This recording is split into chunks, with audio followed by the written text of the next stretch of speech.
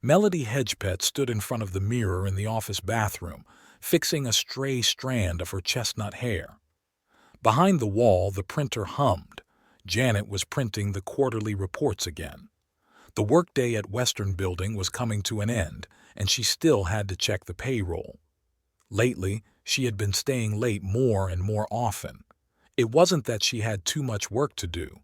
It was just that no one was waiting for her at home.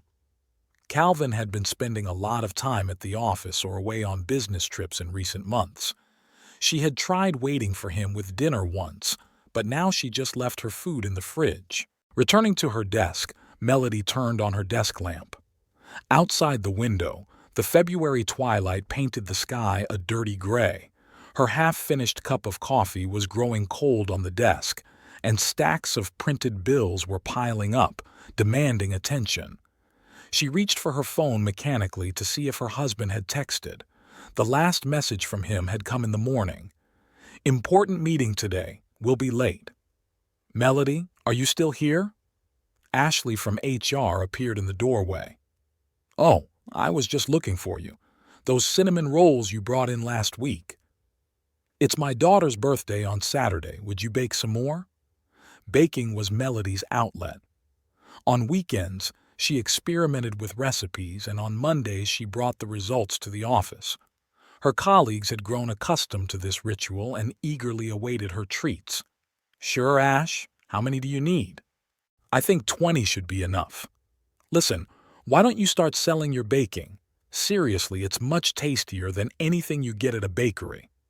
Melody smiled but shook her head. Calvin always said it wasn't serious to give up a stable job for kitchen experiments. "It's just a hobby, Ash. Besides, I don't have a business mind." "That's what your husband says," Ashley snorted. "Okay, I won't bother you, but think about it." Left alone, Melody immersed herself in her work. Numbers always calmed her. They had a clarity and order that was so lacking in her life. Her phone vibrated again. This time it was an advertisement for sushi delivery. She returned home around 9. The empty apartment smelled of vanilla air freshener, artificial and cloying. Real vanilla smelled completely different. Melody turned on the light in the kitchen and took out her lunch container. She didn't bother to reheat it. She wasn't hungry. The photo of them together on the fridge had been taken 3 years ago on vacation at the beach. Back then, Calvin still smiled in a way that made the wrinkles around his eyes gather, rather than the rehearsed salesman's smile he now wore as part of his business suit. Melody took out the flour and yeast. Tomorrow was Saturday, which meant she had to bake buns for her daughter Ashley. As she kneaded the dough, her thoughts inevitably returned to her friend's words. Maybe she really could. No, Calvin was right. Starting over at 32 would be crazy. The front door slammed around 11. Her husband smelled of tart cologne and cool winter air. "You're not asleep yet?" He glanced at her as he untied his tie. "What's that smell?" "Buns for Ashley." Melody reached up to kiss him on the cheek, but Calvin was already heading for the shower. "You're baking again," he called from the bathroom. "You'd better check the reports I asked you for last week." "I checked them on Monday," she replied quietly through the closed door. Later, lying in the dark next to her sleeping husband, Melody wondered when exactly they had started speaking different languages. Calvin turned in his sleep, putting his arm around her shoulder, a gesture so familiar that it made her chest ache for a moment. She gently slipped out of his embrace and moved to the edge of the bed. Outside, snow was falling, covering the traces of the day. Tomorrow she would bake cinnamon rolls that everyone would love. The day after tomorrow she would go back to work, check numbers, drink cold coffee, and wait for her husband to come home too late. Everything would be the same. Everything would be as it should be. But for some reason, lately she had been feeling more and more that she wasn't living her own life. Spring had come early that year.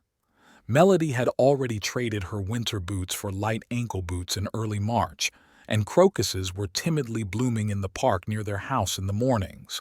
The windows at Western Building were open, letting in fresh air and the sounds of the city waking up. Calvin had been transformed in recent weeks. He shaved more often, updated his wardrobe, and joined a gym. He responded vaguely to his wife's questions. "I need to keep in shape, dear. In sales, appearance is half the battle." That Thursday, he was unusually busy in front of the mirror, scrutinizing his new charcoal-colored suit.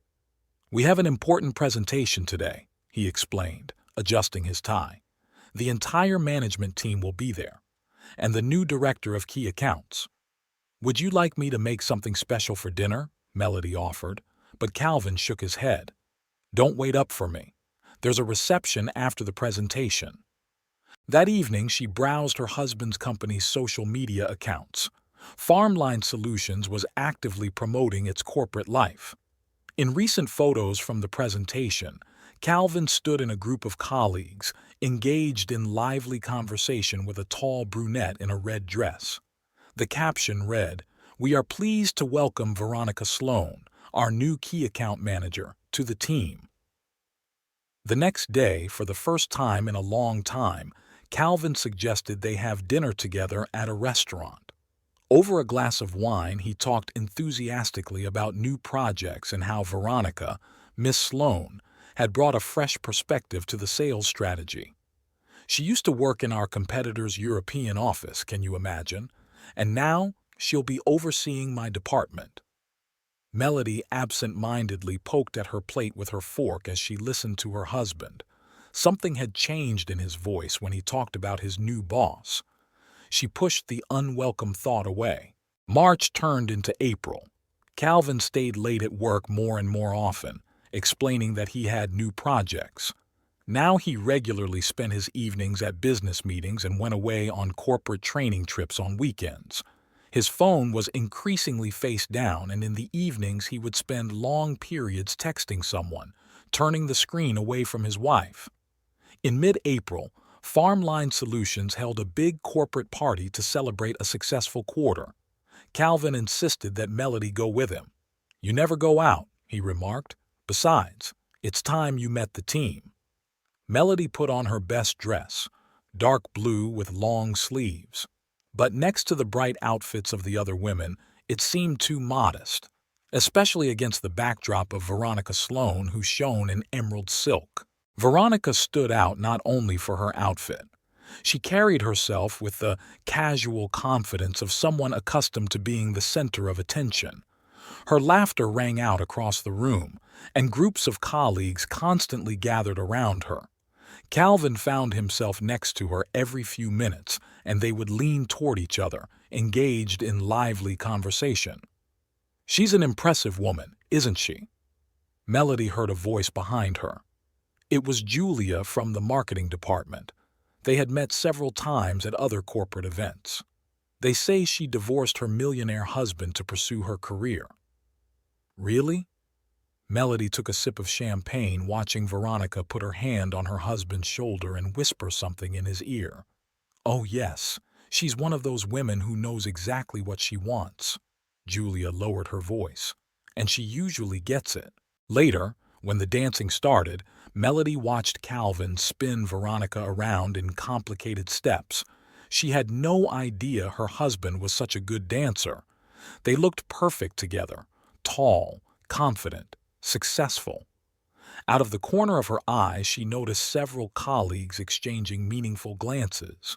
They drove home in silence. Calvin hummed a tune, tapping his fingers on the steering wheel.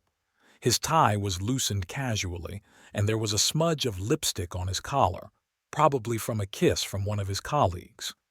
"You have—" Melody pointed to her collar. Calvin glanced in the mirror and casually wiped away the mark. "You know," he said suddenly, "you should think about changing your image. Maybe go see a stylist. Veronica can recommend a great one." Melody said nothing, staring at the city lights rushing by outside the window. For some reason, Julia's phrase about women who know exactly what they want kept running through her head. Calvin was unusually animated all the following week. He started staying late at the office to discuss strategy, and his phone was now always password protected. In the mornings, his shirt smelled of an unfamiliar perfume, a light, floral scent, nothing like her favorite vanilla fragrance. On Friday, he announced that he was going out of town for the weekend for team-building training. Melody silently packed his bag, trying not to notice how carefully he chose his clothes and packed the new bottle of cologne. Left alone, she took out the flour and yeast. Baking always helped her calm down. As she mixed the batter for her favorite carrot cake, she remembered how she had met Calvin 10 years ago. Back then, he was a young, ambitious intern and she was a novice accountant. They got married a year later and everything seemed so right and natural. Now, however, something had changed. It was as if a wall of unspoken words, business meetings, and Veronica Sloane's enigmatic smiles had grown between them. Melody took out her phone and opened the Farmline Solutions page, where photos from the training session had already appeared. In one of them, Calvin and Veronica were sitting next to each other during lunch, leaning over some document. His hand was resting on the back of her chair. The timer rang, signaling that the pie was ready. Melody took it out of the oven and set it aside to cool. The aroma of cinnamon and vanilla filled the kitchen, but for some reason it didn't bring the usual sense of calm. Calvin's phone rang in the middle of the night. Melody woke up from the vibration. Her husband had left it on the nightstand on her side of the bed. The screen lit up the room for a moment, displaying the sender's name, Veronica S. Melody rolled over onto her other side, trying to fall asleep, but sleep would not come. Lately she had been waking up often at night, listening to her husband's steady breathing and thinking about the changes in their lives. After that team-building training, something had finally broken. In the morning, as he was getting ready for work, Calvin didn't kiss her goodbye for the first time in their life together. He just nodded, his eyes fixed on his phone screen. The breakfast she had made was left untouched on the kitchen table. During her lunch break, Ashley called, "Do you want to go out for lunch? You seem kind of lost lately." They settled into a small cafe not far from the office. Melody picked at her salad with her fork, listening distractedly to her friend. "You know," Ashley said suddenly, "I've been wanting to talk to you for a while. My cousin works at Farmline. She says—" "Don't," Melody interrupted. "Please don't." That evening, she stayed at work longer than usual. When she got home around 9, Melody realized that Calvin wasn't there yet, but that had become the norm. His diary was on the kitchen table. He never left it at home. Inside, she found a boarding pass for a flight to Miami the following week and a hotel reservation for 2 rooms. Her heart sank. He hadn't mentioned a business trip to Miami. Calvin returned after midnight. He smelled of whiskey and a familiar floral perfume. Noticing his wife in the kitchen, he frowned. "Why aren't you asleep?" Melody silently handed him his diary. Calvin paled but quickly regained his composure. "It's a business trip, a conference on new drugs." "And that's why you booked 2 hotel rooms?" "Melody." He rubbed his nose wearily. "Let's not— How long has this been going on?" Her voice sounded surprisingly calm. "What exactly?" Calvin took a glass and poured himself some water. "You and Veronica." The glass froze halfway to his lips. Calvin slowly put it down on the table. "Don't be ridiculous." "I saw the messages. I smelled her perfume. I noticed the looks at the office party. Have you been following me?" His tone became harsh. "I didn't have to. You weren't even trying to hide." Calvin paced the kitchen, stopping at the window. The lights of the city twinkled behind the glass. "You know," he finally said, "maybe it's for the best. We've needed to talk for a long time." The next half hour merged into one endless monologue from Melody's husband, about how she had stopped growing, about how, in today's world, you have to be more ambitious, about how Veronica understands his ambitions. "I filed for divorce a week ago," he concluded. I wanted to tell you after we got back from Miami." Melody sat there, mechanically fingering the edge of the tablecloth. Somewhere deep down, she knew this was how it would end, but the reality was still a shock. "I think you should stay with a friend," Calvin continued. "The apartment is in my name, you remember.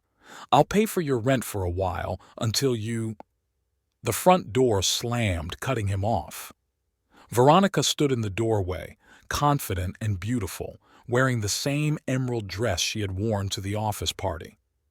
"Oh," she said, giving Melody a cold look. "I thought you had already explained everything." "I'm working on it," Calvin said, walking over to Veronica and putting his arm around her waist. This simple movement seemed to snap Melody out of her stupor. She stood up, feeling her knees tremble. "I'll pack my things." "Go ahead, sweetheart," Veronica said, her voice tinged with poorly concealed mockery. "Hurry up. We have plans for the evening." Melody mechanically packed her clothes, cosmetics, and documents into her bag. Veronica's laughter could be heard softly from the bedroom, and Calvin was saying something. They were no longer hiding. The last thing she took was her recipe notebook. Calvin appeared in the doorway. "Are you done? We still need to discuss the details with the lawyer." "Yes, almost." "Listen," he rubbed his neck. "I understand that this is all unpleasant, but—" "Don't bother." Melody zipped her bag. "I understand everything." She headed for the exit. At the door, Calvin suddenly grabbed her by the shoulder. "And forget the address of this apartment. This is no longer your home." A sharp push, and Melody was outside. The last thing she saw was Veronica's triumphant smile as she pressed herself against Calvin's shoulder. "Get out!" he shouted after her. Their laughter echoed off the walls of the stairwell. Melody descended the stairs, clutching her bag and cookbook tightly to her chest. Strangely, she felt nothing but emptiness. No tears, no hysterics.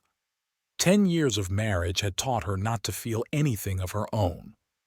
When she got outside, she took out her phone.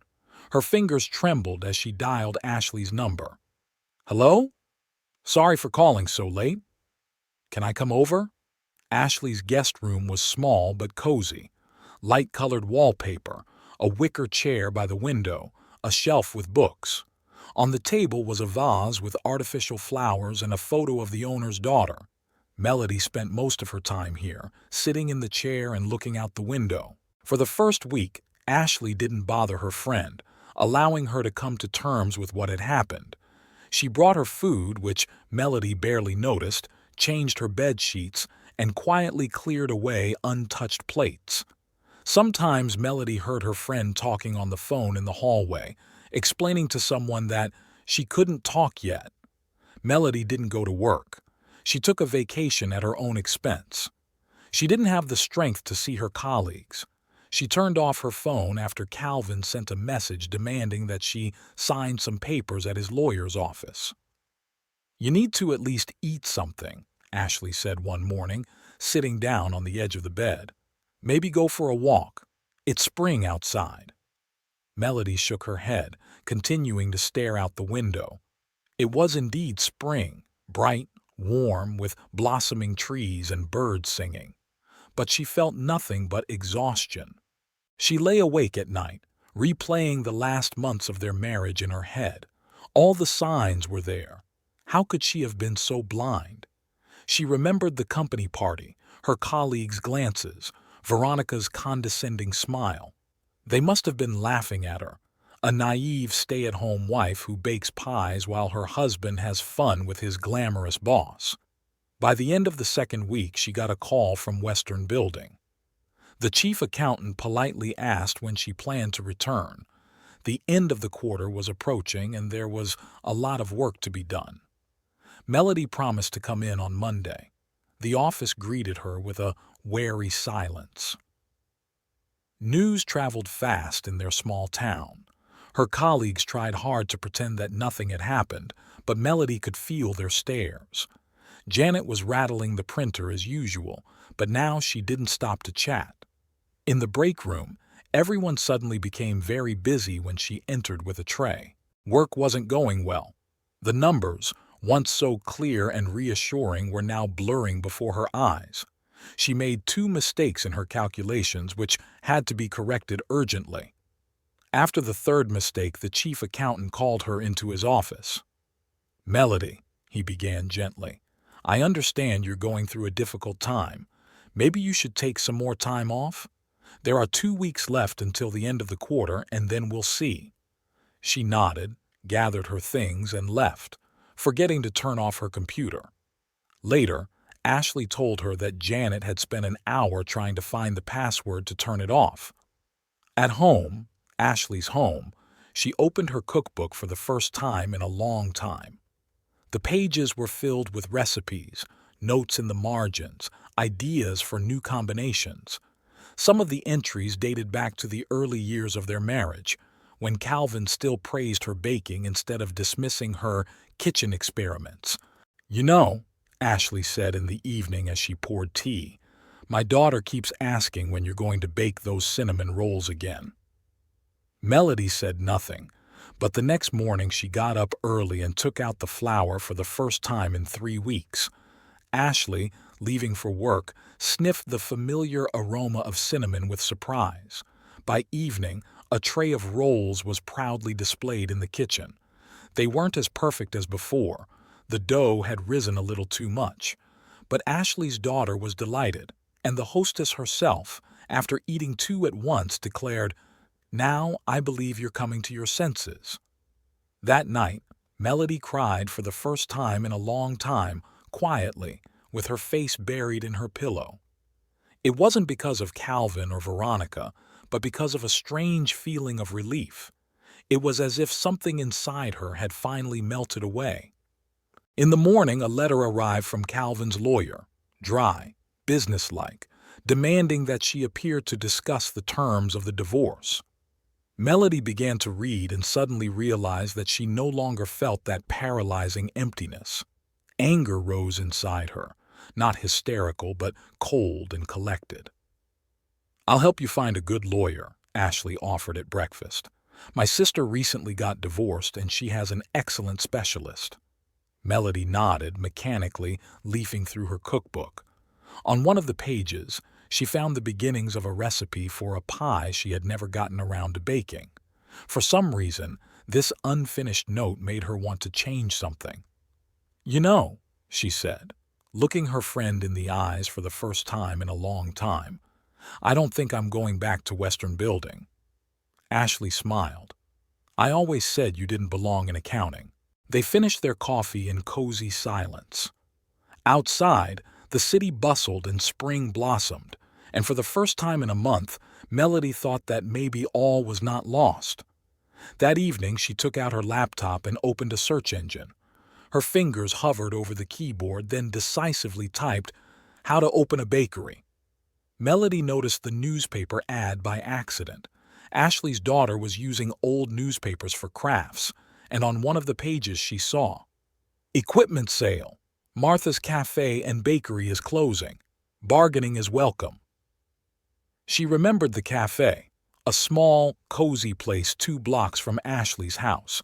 They used to bake excellent croissants there, but the owner was getting on in years and had been ill a lot lately. "I'll go take a look," Melody said at breakfast. "Maybe I'll find something interesting." Ashley looked up from her phone. "Don't you have a meeting with your lawyer?" "At 3. I'll have time." Martha turned out to be a friendly elderly woman with kind eyes and a tired face. She was sitting at a table in an empty room, sorting through some papers. "I've decided to move to Florida to be with my daughter," she explained, showing Melody into the kitchen. "My health isn't what it used to be, and the competition is getting tougher. Now there are all these trendy coffee shops on every corner." The kitchen was impressive. A professional oven, a planetary mixer, a dough mixer, refrigerators. Nothing was new, but everything was in excellent condition. "I collected all this over the years," Martha sighed. "I chose every appliance and kept an eye on them. It's a shame to sell, but what can you do?" Melody stopped in front of the mixer. It was massive and reliable. It could last for decades. How much is it? Martha named a price that was quite reasonable for professional equipment. Melody mentally calculated her savings. After the divorce, Calvin had paid her compensation. Not very generous, but it should be enough for a mixer and a small oven. And the oven? They talked for almost an hour. Martha told Melody about her experience, shared stories from her life in the bakery, and gave her advice. At the end, she looked at Melody intently. You know, I still have some baking tins. They're old, but they're sturdy. I'll give them to you. I can see you'll find them useful. On the way to the lawyer's office, Melody felt an unusual sense of excitement. For the first time in a long time, she wasn't thinking about the past, but about the future. Recipes, ideas, and plans were spinning around in her head. The meeting went surprisingly smoothly. The lawyer, an elderly woman with a keen gaze, quickly got to the bottom of the situation. So, you're saying he's already moved in with this colleague? She jotted something down in her notebook. Excellent. That works in our favor. That evening, Ashley helped Melody calculate her budget. They were just barely making ends meet, but Melody was determined. Are you sure? Her friend asked. Maybe you should try baking at home first? In your kitchen? Melody shook her head. No, if we're going to do this, we're going to do it right. The next day, she and Martha finalized the deal. The elderly woman not only lowered the price, but also offered to help with the delivery of the equipment. My son will help, she said. He's coming home for the weekend anyway to say goodbye. While unpacking the boxes of baking tins, Melody found an old recipe book. Keep it, Martha smiled. There are a couple of family secrets in there. They might come in handy. That evening, Melody sat in Ashley's kitchen leafing through both notebooks, hers and Martha's. Some of the recipes were the same, but with slight variations. She began to take notes, combining ideas. Listen, Ashley said suddenly, my sister has some spare space in her basement. She's been wanting to rent it out for a long time, but she hasn't been able to find a decent tenant. Melody looked up from her notebook. Do you think we could set up a kitchen there?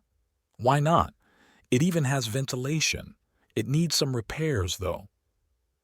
The next 2 weeks flew by in a flurry of activity. Martha's son helped move the equipment, and Ashley's husband did the basic repairs. Ashley's sister inspected the space and set a nominal rent. Consider it an investment. You'll bake us pies at a discount. Melody spent 3 days cleaning and setting up the equipment. The small kitchen gradually took on a working appearance. The old refrigerator that Ashley's husband had brought over hummed a little louder than she would have liked, but it worked fine. The first test run of the oven was unsuccessful. The pie burned. Melody spent half the day adjusting the temperature settings and studying the instructions Martha had given her. You should draw up a business plan, Ashley suggested one day. Calculate the costs, decide on the product range. Melody nodded. Her experience as an accountant came in handy. She methodically wrote down all the costs, estimated the possible income, and made a list of the necessary documents. One evening, while she and Ashley were drinking tea in the kitchen, the phone rang. It was Martha. How's it going? Getting used to the oven? They talked for almost an hour. Martha gave her some more valuable advice and then made an unexpected offer. I still have a client base. It's small, but reliable. I can share it with you. That night, Melody couldn't sleep for a long time. Recipes, numbers, and plans swirled around in her head. For the first time in a long time, she felt truly alive. The next morning, she opened her laptop and created a new document. In the top line, she typed decisively, home bakery, price list, and ordering terms. There was no turning back. The first order came from a former colleague at Western Building. Janet ordered a cake for her daughter's birthday, and Melody double-checked every step of the preparation process. The result exceeded expectations. Janet sent a rave review and photos of happy children with cream-smeared faces. Ashley helped create social media pages.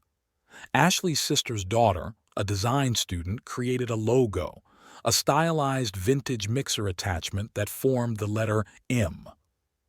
"Just don't call it Melody's Bakery," she advised. "That's not trendy anymore. Come up with something creative." After much deliberation, Melody settled on Sweet Mechanics, in memory of her fascination with clockwork and music boxes. The customers liked it. Martha didn't let her down. Her old customers gradually started coming back to Melody. They were particularly impressed by the fact that she used some of Martha's signature recipes, with the former owner's permission, of course. Gradually, her own style emerged. Melody experimented with shapes and textures, creating desserts that resembled mechanisms. A clock cake with caramel hands and chocolate gears caused a sensation at a local jeweler's birthday party. And after the wedding cake, where cream patterns formed a clock mechanism, orders poured in from other couples. "You've created your own niche," Ashley remarked one day, looking at photos of her latest creations. "No one else does this." Her customer base grew. Now Melody worked 7 days a week, often staying late. The small basement kitchen was already struggling to accommodate all the orders. One morning she overheard her sisters talking. "She needs to expand," Ashley said. "The basement is a temporary solution." "I know," her sister replied. "But rent is so high right now, especially in good neighborhoods." Melody knew it was time to move on. She started looking for a new place, but the prices were indeed prohibitive. Salvation came unexpectedly. One of her regular customers, the owner of a small chain of stores, suggested she take a look at a space in a shopping center. "There used to be a souvenir shop there, but it went out of business. The owner is an old friend of mine, so we can work out a reasonable price." The space turned out to be perfect, bright, spacious, with a separate entrance and a fully equipped kitchen. The previous tenants had tried to combine selling souvenirs with a mini cafe, but they didn't succeed. "You could turn this into more than just a bakery, a full-fledged cafe," the real estate agent remarked, showing her around the space. "Display cases, several tables, a bar counter. It's all already there." The price was higher than Melody could afford, but the owner agreed to a down payment plan. That evening she sat over her calculator, estimating expenses and potential income. "Scary?" Ashley asked, peeking at her notes. "Very," Melody admitted honestly. "But it's even scarier to stay in the basement and never know what could have been." The next few weeks were spent in a flurry of activity. Filing paperwork, getting approval from the health department, finding suppliers, purchasing additional equipment. Melody was surprised to discover that she enjoyed tackling these tasks. The whole family worked on the interior design. Ashley's niece suggested styling the interior like a clockmaker's workshop with vintage mechanisms on the walls, brass details, and antique clocks. The result was unusual and cozy. On the day the new sign was delivered, Melody stood outside for a long time, looking at the glowing letters, "Sweet Mechanics." People hurried by, the city was noisy, and she thought about how far she had come from that confused woman whose husband had kicked her out of the house. In the evening, Martha called. "I saw the photos of your new place. It looks promising." "Thank you for everything," Melody replied. "Without you, none of this would have been possible." "Nonsense," the old woman snorted. "I just helped you get started. The rest is up to you." There was a week left before the opening. Melody was putting together the menu, training 2 new assistants she had found through an ad, and trying not to think about what could go wrong. "You know," she said to Ashley one day, "I just realized that I haven't thought about Calvin in a month." "That's because you're finally doing what you love," her friend smiled. "When you're in the right place, the past doesn't matter anymore." That night, Melody couldn't sleep for a long time. Tomorrow she had to pick up the last batch of equipment, meet with suppliers, and approve the staff schedule. But for the first time in a long time, These worries didn't weigh her down. They filled her life with meaning. She took out her old cookbook, the one she had left her husband's house with. On the last page, she wrote resolutely, "New chapter," and the date the cafe would open. The dough was just right. It promised to be something special. The opening of Sweet Mechanics was uneventful. Melody simply opened the doors at 9 in the morning, turned on the lights, and flipped the sign to "Open." The first customer was an elderly man who had stopped by chance, attracted by the smell of fresh baking. "Cinnamon?" he sniffed. "I haven't smelled that in a long time. Usually, they use artificial flavorings everywhere." By noon, all the tables were full. The new waitresses, Sarah and Jessica, could barely keep up with the customers. In the kitchen, Melody and her assistant Anna worked tirelessly, replenishing the display case with fresh pastries. The first problems began a week later. The flour supplier suddenly raised prices, explaining that it was due to difficult market conditions. They had to find an alternative quickly. Melody didn't want to skimp on the quality of the ingredients. Then one of the refrigerators broke down. The repairman recommended by friends couldn't find the right part for 3 days. They had to temporarily rent refrigeration equipment, and the unplanned expenses hit the budget hard. Jessica, one of the waitresses, only lasted 2 weeks. "I'm sorry, but this is too hard. I thought it would be easier in a small cafe." Sarah stayed, but she clearly needed help. They looked for a new waitress for almost a month. Several candidates didn't pass the trial period, and some quit after their first day. "Maybe the schedule is the problem," suggested Ashley, dropping by one evening. 12-hour shifts are a lot." "I know," Melody sighed, "but I can't afford more staff right now. We had an unexpected inspection from the health department. The inspector, an elderly woman with a sour expression, scrutinized every corner. "Do you have a permit for the sign?" she asked at the end. "Of course," Melody said, handing her a folder with documents. "Here you go." The inspector was clearly disappointed. "And the temperature log?" "It's in the refrigerator. I'll get it right away." They passed the inspection successfully. Melody hadn't wasted her time getting all the necessary paperwork in order, but she was left with an unpleasant feeling. However, regular customers gradually began to appear. An elderly couple came in every morning for fresh croissants. A group of office workers from the neighboring business center chose the cafe for their lunch breaks. Young mothers with children took a liking to the cozy corner by the window. Melody was especially delighted by the children. They were the first to notice and appreciate her mechanical desserts. Gear-shaped cakes and cookies in the form of clock mechanisms flew off the shelves instantly. "We come here especially on weekends," said one of the mothers. "My daughter collects photos of your cakes. She says it's a shame to eat them. They're so beautiful." But there were also failures. Once, Melody decided to experiment with fillings and launched a line of eclairs with unusual flavors. Most of them remained unsold. Customers preferred the classics. "Maybe we shouldn't have added wasabi to the cream," Anna said thoughtfully, looking at the remains of the greenish filling. "Probably," Melody smiled. "But now we know for sure what doesn't work." By the end of the second month, she had finally found the right balance. The new waitress, Rachel, turned out to be experienced and responsible. Anna settled into the kitchen and was able to prepare the basic menu on her own. Even the problems with suppliers were resolved. Melody found a small local farm that supplied them with fresh eggs and dairy products. In the evenings after closing the cafe, she often stayed late to experiment with new recipes. At moments like these, she felt especially strongly that it had all been worth it. One day, while cleaning the window, she noticed her reflection in the glass. Her hair was pulled back in a messy bun, there was flour dust on her cheek, and she had a tired but satisfied smile on her face.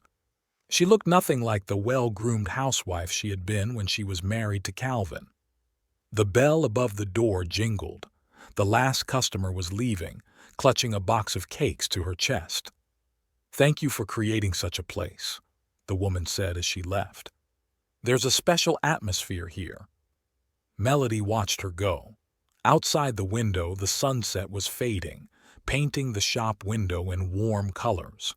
An antique clock ticked quietly on the wall, a gift from Martha for the opening. She took out a notebook and began jotting down ideas for tomorrow's menu.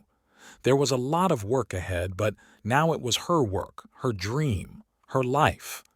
And even if something went wrong, it was her own mistakes and her own victories. The scent of cinnamon drew a journalist from the local newspaper, Morning Herald, into Sweet Mechanics. Laura Summers was just passing by, but the smell of fresh pastries made her stop. "I'm writing a column about unusual places in the city," she explained, settling down at a table by the window, "and I think I found a real gem." Melody was just taking a new batch of croissants out of the oven. Laura took out her notebook and began taking notes, sampling everything in the display case.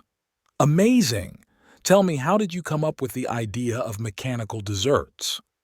The article was published a week later. It was a full spread with photos of Melody's most unusual creations: a clock cake, gear-shaped cookies, and cookies with clock mechanisms. The story of the little bakery where desserts were turned into works of art quickly spread throughout the city. On Monday morning, there was already a small queue at the door of Sweet Mechanics. By lunchtime, all the tables were full and the display case was almost empty. "We need more staff," said Anna, wiping the sweat from her forehead, "and maybe a second oven." Melody knew her assistant was right, but expansion required investment, and there were no spare funds at the moment. She was pondering this problem when the bell above the door announced a new visitor. A tall man in a gray coat stopped at the display case, looking at the remains of the morning's baked goods. He looked to be about 40, with dark hair slightly graying, and the attentive squint of someone accustomed to evaluating details. "An espresso and any pastry of your choice," he said to Rachel. "I'm sorry," Melody interjected. "We don't have much coffee at the moment. The coffee machine is simple and not suitable for serious drinks." The man smiled. "Then just a pastry, I think. By the way, my name is Aidan Thornton." The name sounded vaguely familiar. A minute later, Melody remembered. The Thornton coffee chain, 5 or 6 locations around town. Aidan chose a gear-shaped pastry with caramel filling and sat down at a table. Melody watched out of the corner of her eye as he carefully studied the interior and made notes on his phone. "Unusual concept," he said as he paid, "and the pastries are excellent, but without good coffee you're losing some of your customers." The next day, he showed up again, this time with a thick folder of documents. "I have a proposal," Aidan said without preamble. "Your pastries plus my coffee. How does that sound?" They talked for almost 2 hours. Aidan explained that he had been looking for an unusual concept for a new project for a long time. "All these standard coffee shops are getting boring. You have your own atmosphere, your own style." The offer was tempting. Aidan was willing to invest in equipment and staff training. In return, he asked for the right to use the Sweet Mechanics brand in his chain. "Think about it," he said as he left. "It could be a win-win for both of us." That evening, Melody discussed the offer with Ashley. "Isn't it too risky?" "What have you got to lose?" her friend asked reasonably. "He's paying for the equipment and training, and you'll split the profits 50-50ths. I think it's a great opportunity." The following week, Aidan brought in a professional coffee machine and a barista to train the staff. Rachel proved to be a quick learner. Within a couple of days, she was confidently making cappuccinos and lattes. New customers appreciated the change. Now, at Sweet Mechanics, you could not only try unusual desserts but also drink excellent coffee. Aidan often stopped by in the mornings to check how things were going and discuss plans. Sometimes he just sat at a table by the window, working on his laptop and trying new items on the menu. "You know," he said one day, "I wasn't wrong about you. You have a real talent, not just for baking, but for creating an atmosphere." Melody blushed. "I'm just doing what I love." "That's the secret," Aiden smiled. "People can sense when someone puts their heart into their work." In the evening, as she closed the cafe, Melody caught herself thinking that, for the first time in a long time, she felt truly happy. Not just content or calm, but happy. Outside, the evening city bustled, the lights reflected in the window, and an old clock ticked steadily on the wall, counting the minutes of her new life. After adding the coffee menu, Sweet Mechanics's popularity grew exponentially. The morning queues for fresh pastries became even longer, and during the day the cafe was packed with office workers wanting to drink good coffee. Aiden turned out to be not just an investor, but a real partner. He helped with organizational issues, shared his experience in personnel management, and suggested solutions in difficult situations. "We need to expand," he remarked one morning as he watched another customer leave without finding a seat. "I've talked to the owner. The neighboring space will be available in a month." Melody hesitated. Expansion required a serious investment, but the flow of customers really did exceed the capacity of the small room. "I'll cover all the costs," Aiden offered, "as an investment in our joint venture." Renovations began in the middle of the month. Aiden insisted on not closing the cafe completely. The builders worked at night, and during the day, Sweet Mechanics continued to welcome visitors. The new space fit organically into the concept. Now the cafe had a full-fledged coffee corner with a bar counter and a display case for desserts.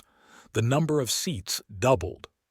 "We'll need to expand the staff," Melody said, looking around the renovated room. "Rachel can't handle it alone." Aiden nodded. "I can recommend a couple of good baristas from my network, and maybe we should think about hiring a second pastry chef. You can't work around the clock." He was right. The workload was growing. Anna had already mastered the basic assortment, but Melody was still needed for complex cakes and signature desserts. The new employees fit into the team surprisingly easily. Mike and Lisa, the baristas from Thornton Coffee, quickly got to grips with the concept of the place. And the young pastry chef Jake turned out to be a real find. His ideas complemented Melody's perfectly. "You have a special atmosphere here," he said after his first week on the job. "I never thought a bakery could be so welcoming." The bakery's popularity grew. Now, people not only came to Sweet Mechanics to buy baked goods and coffee to go, but also held business meetings, small parties, and even dates. Aiden often stopped by in the evenings when the main rush was over. He and Melody would discuss plans, come up with new items for the menu, and talk about life. "You know," he said one day, "I haven't met anyone so passionate about their work in a long time." Melody smiled. "I'm just finally doing what I love." "And it shows in everything you do," Aiden paused. "Would you like to have dinner sometime? Not here? Somewhere else?" She froze, not knowing how to respond. After her divorce, the idea of a new relationship seemed strange, almost frightening. Aiden, noticing her confusion, smiled gently. Just dinner. Nothing more.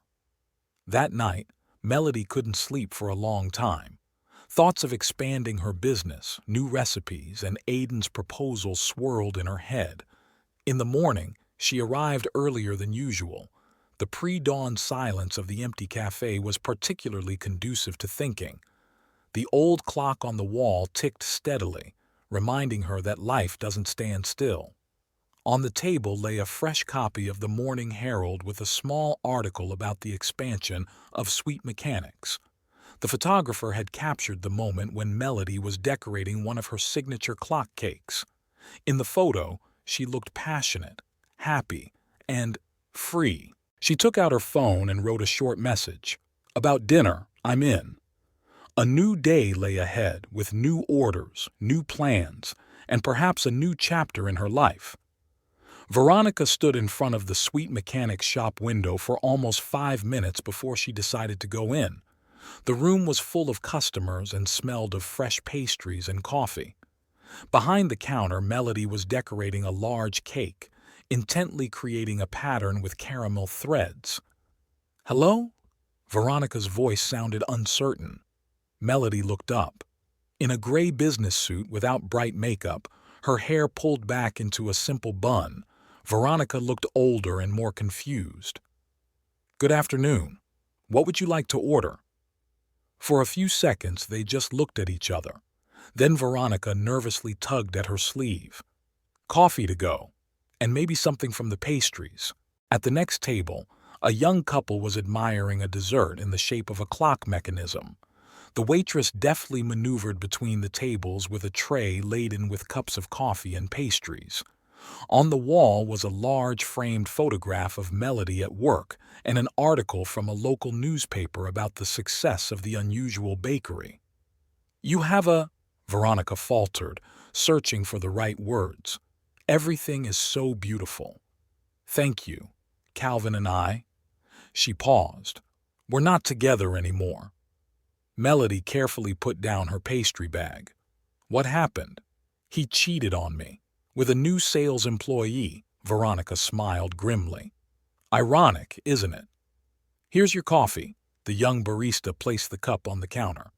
"And he lost a big deal," Veronica continued, not touching her drink. "He says I set him up. He's demanding that I return some gifts. He's threatening to tell management about our relationship." She spoke quickly, as if afraid of being interrupted. A white line from her ring finger was visible on her finger. "You know, I really thought we would be happy, that he was special, but he was just looking for someone newer." Melody silently handed her a napkin. Veronica's mascara was starting to run. "I'm sorry. For that night. For everything." Veronica wiped her eyes. "You're brave for starting over. I just traded one cage for another." "Dessert is on the house." Melody put a cupcake in the bag. "They say sweets help with stress." Veronica nodded, trying to smile. "Now I understand why your place is always full of people. It's not just the pastries, is it?" She left, leaving her coffee untouched on the counter. A week later, Melody learned that Veronica had quit the company, taking several major clients with her. Calvin was demoted after that. But that was no longer her story. Melody had her own story, one that smelled of vanilla and cinnamon, filled with the clinking of dishes and the quiet conversations of customers. A story about how sometimes you have to lose something familiar to find your true self. That evening, she added a new dessert to the menu, a cake with bittersweet caramel. Sometimes the best revenge is your own happiness. It took almost a month to choose a location for the second sweet mechanics. Aiden insisted on a thorough approach. They drove around several neighborhoods before finding a suitable place in the business district. "There's great traffic here," he said, showing her the spacious room with large windows. "And there are a lot of office workers nearby. Plus, there's nothing else like your concept in this part of town." Melody liked the way Aiden said, "your concept," with respect for her ideas and vision. They spent more and more time together, discussing not only business. Aiden told her about his teenage daughter, how he started out with a small coffee shop and his travels. The renovation of the second bakery was in full swing. Melody decided to keep the main style but add some new elements. Now, instead of old clocks, mechanical sculptures adorned the walls, and the bar counter resembled a giant clockwork mechanism. "You need a manager," Aiden said one evening over dinner. "You can't be torn between two places." "Do you think Jake can handle it? He's a smart guy, and most importantly, he understands your approach to business." Jake really turned out to be a good choice. In 6 months, he mastered all the signature recipes and even came up with a few of his own. The staff respected him, and customers appreciated his attention to detail. It took several weeks to train the new staff. Melody tried to pass on not only technical skills, but also her attitude toward the business. "Every dessert should be special," she explained to the new pastry chefs. People don't come to us just to eat something sweet. They come for the atmosphere, the history, the mood. Aiden helped set up a delivery system and document flow. Now Melody had more time for creative work. She experimented with new recipes and came up with seasonal offerings. Their relationship developed slowly and naturally. There were no grand declarations or dramatic moments, just a growing sense of comfort and understanding. Aiden didn't rush things, as if he understood that Melody was still learning to trust. The opening of the second bakery went smoothly and confidently. Within a week, there were lines at the door. Word of mouth worked perfectly. "Do you know what the hardest part of running two businesses is?" Melody asked Aiden one day. "Learning to let go of control. That comes with experience," he smiled. "The main thing is to find the right people and explain your requirements clearly." Jake was doing a great job managing the new location. He kept a special journal where he wrote down all the details of his work and regularly called Melody to discuss current issues. One evening, as she was closing the first bakery, Melody caught herself thinking that for the first time in a long time, she felt truly free. She could afford to take a weekend off. She could delegate some of her work to others. She could plan for the future. Aiden was waiting for her at the exit. "Want to grab dinner?" "Let's go to my place," Melody suggested. "I want to try a new recipe." At home, she took out the ingredients and started cooking. Aiden sat in the kitchen telling her about a funny incident at one of his coffee shops. "You know," Melody said suddenly, "I never thought I'd feel this way again. At home. With someone." Aiden nodded understandingly. Some things just take time. The next morning, she allowed herself not to go to the bakery when it opened for the first time.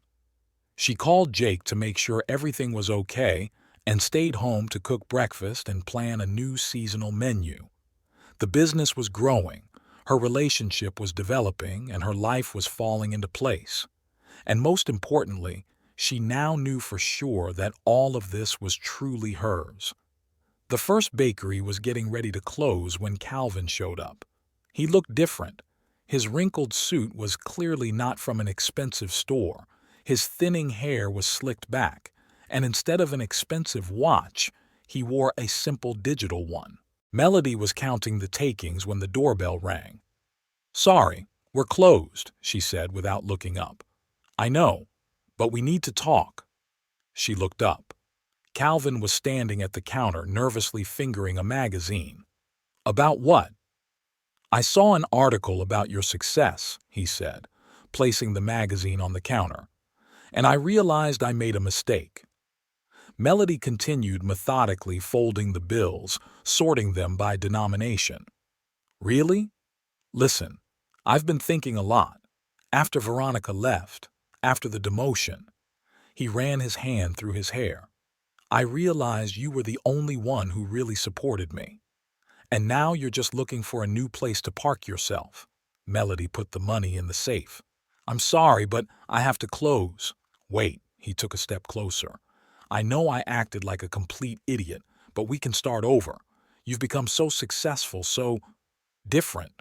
That's what this is all about, isn't it?" She began wiping down the counter. "I've become successful, and when I was just baking pies at home, I wasn't good enough." "No, that's not it. I just didn't understand." "It doesn't matter now," she interrupted. "I have my own life, my own business, and my own man." Calvin frowned. "That coffee magnate? Seriously? He's just using your success. You know what's funny?" Melody finally looked him in the eye. "Aiden was the one who believed in me from the beginning. He didn't try to change me or tell me how to live my life. He just supported and helped me. And what did I do? I provided for you, gave you. You made me feel like I was worthless without you," she began, turning off the lights in the living room. "And you know what? I'm grateful to you for that. If it weren't for that night, I would never have known what I was capable of." Silence hung in the dimly lit room. Only the old clock on the wall ticked, the one Martha had given them. "I miss you," Calvin said quietly. "I miss our house, your baking, your comfortable life where everything was under control." Melody picked up her bag. "I'm sorry, but that's in the past. You can't just—" "I can." She headed for the exit. "And you know what? I'm not even angry with you anymore. I just don't care." A light rain was falling outside. Calvin followed her out. "I've changed. I mean it. Give me a chance to prove it." "You don't have to prove anything." She opened her umbrella. "Just live your life, like I'm living mine." "But I love you." His voice sounded almost desperate. Melody shook her head. "No, you love the idea of me. A successful woman who could make your life comfortable again.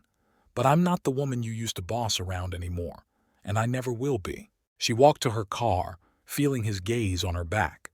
There was no malice or triumph in her, only calm confidence in her choice. Aiden was waiting for her at home with a box of her favorite pastries from the second bakery. "How was your day?" he asked, helping her take off her coat. "You know," she smiled, "today I finally closed an old chapter." They drank tea in the kitchen, discussing plans for the weekend and new recipes. Aiden told her about a funny incident at one of his coffee shops, while Melody thought about how strange life was. Sometimes you have to lose something familiar to find what is real. The next morning, she created a new dessert, a chocolate cake with a slight bitterness and a sweet aftertaste, just like the realization that the past had finally let her go. Aiden's office smelled of freshly ground coffee and cinnamon. Melody had brought a new batch of pastries to try. Documents, sales charts, and floor plans were spread out on the table. "Look," Aiden unfolded a map of the city. "If we combine our locations under one brand, we'll have excellent coverage. Your bakeries are here, and my coffee shops are in these areas." Melody studied the map, noting the distances between the establishments. "But what about the different concepts? You have classic coffee shops, and I have a more specific format." "That's the point," Aiden said, taking out a folder with calculations.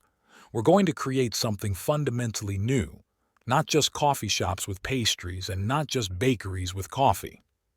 He opened his laptop and showed her a presentation. "Each location will be unique. Some will focus on pastries, others on coffee, but all will feature your signature style with mechanical elements and my coffee expertise." Melody looked over the calculations. The numbers looked convincing. The merger would reduce logistics costs, improve the supply chain, and optimize management. "We'll need to re-equip your coffee shops," she remarked. "Install ovens, refrigerated display cases." "I've already calculated the cost." Aiden handed her the estimate. "It's a lot of money, but it will pay for itself in a year and a half." They talked for several hours, discussing the details. Aiden suggested starting with 2 locations, renovating one of his coffee shops and one of her bakeries to see how it went. "What should we call it?" Melody asked. "Sweet Mechanics or Thornton Coffee?" "How about Mechanics of Taste? It combines both concepts." A week later, they began renovating the first test location. Aiden insisted on hiring a professional designer who was able to combine the coziness of a coffee shop with the industrial elements of a bakery. Melody was in charge of training the staff. The baristas learned about baking, while the pastry chefs mastered the finer points of coffee making. Jake helped coordinate the process, offering his suggestions. "We need to create special desserts for different types of coffee," he suggested, "so that the flavors complement each other." Everyone was absorbed in their work. Aiden conducted tastings of rare coffee varieties, while Melody experimented with recipes, taking into account the characteristics of each blend. The renovation took a month and a half.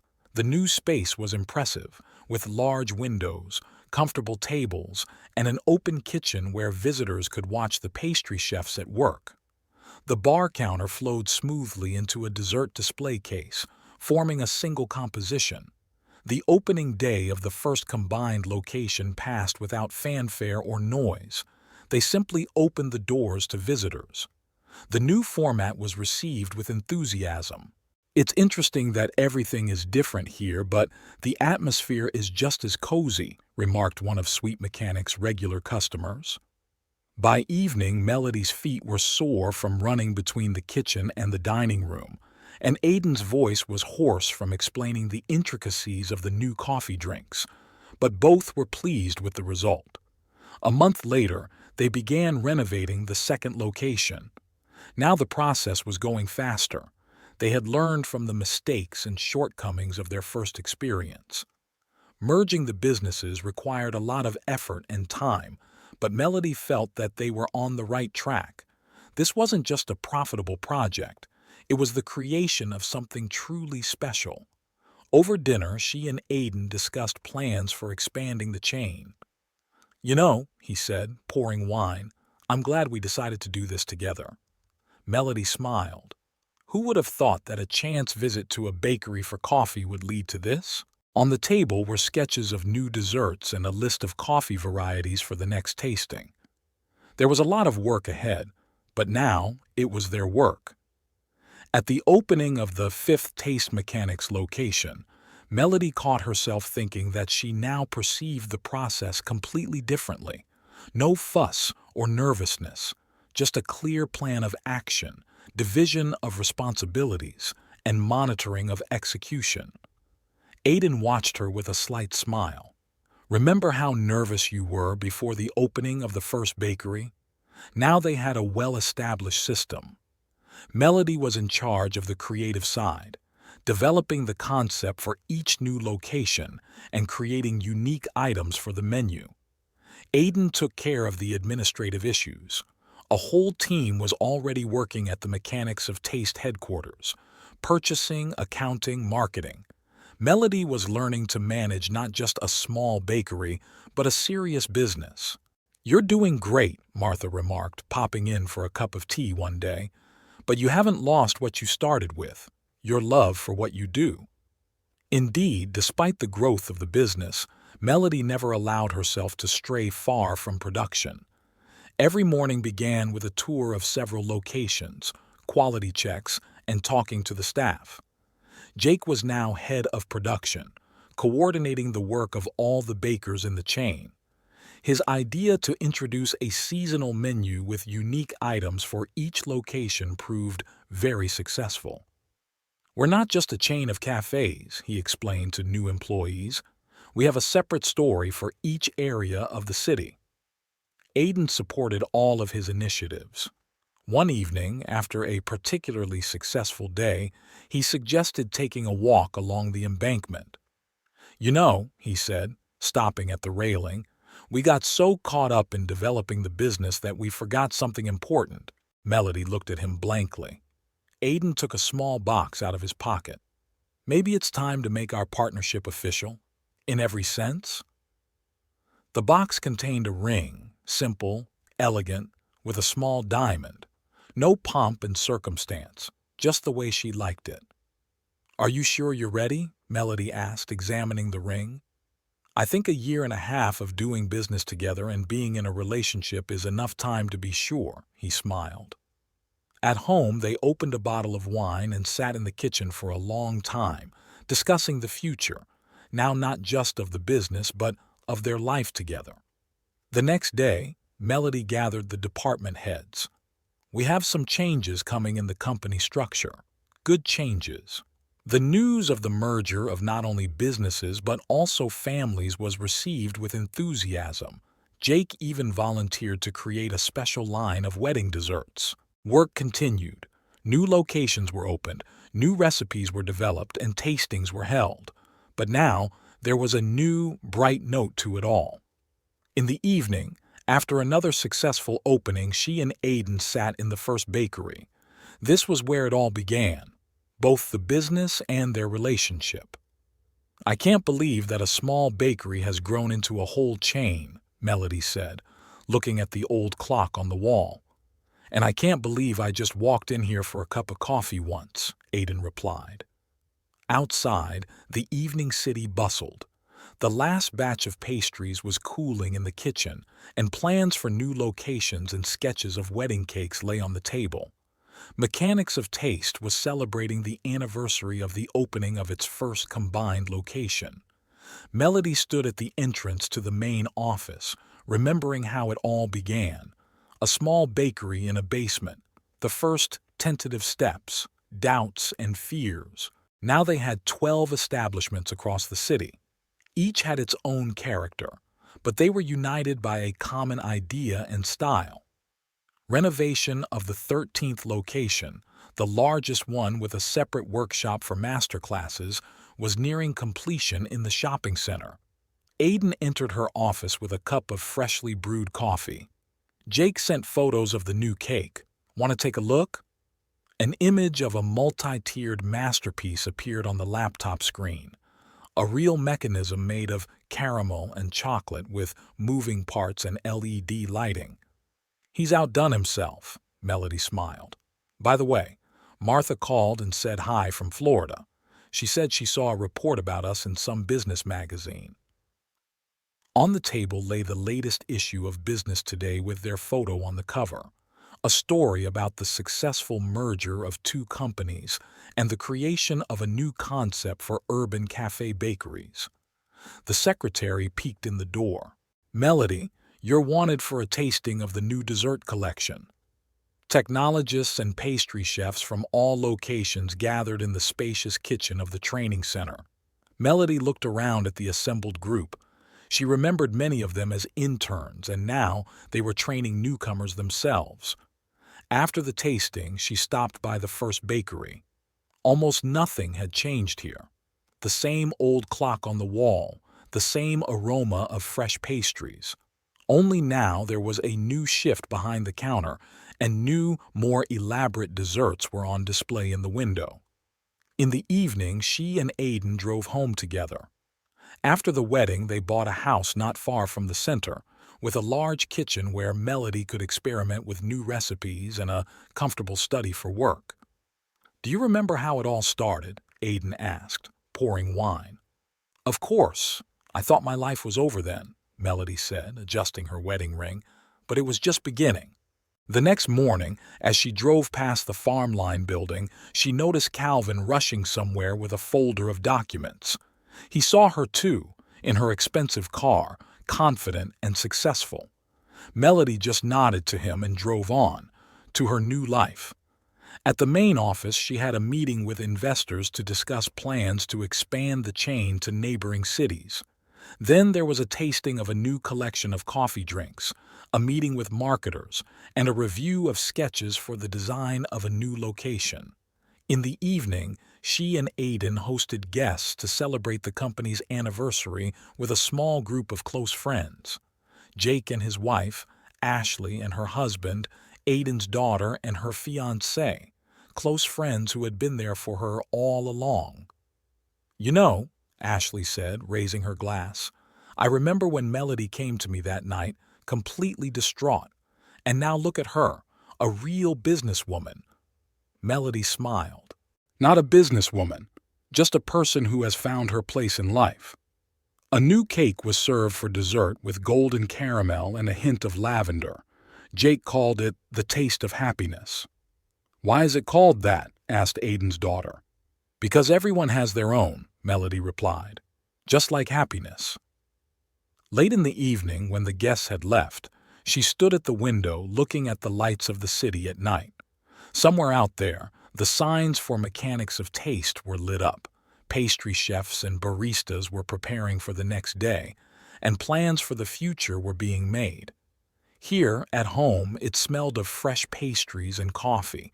An old clock ticked, and the person closest to her was waiting for her at the table set for a late tea. This was her taste of happiness, and it turned out to be just right.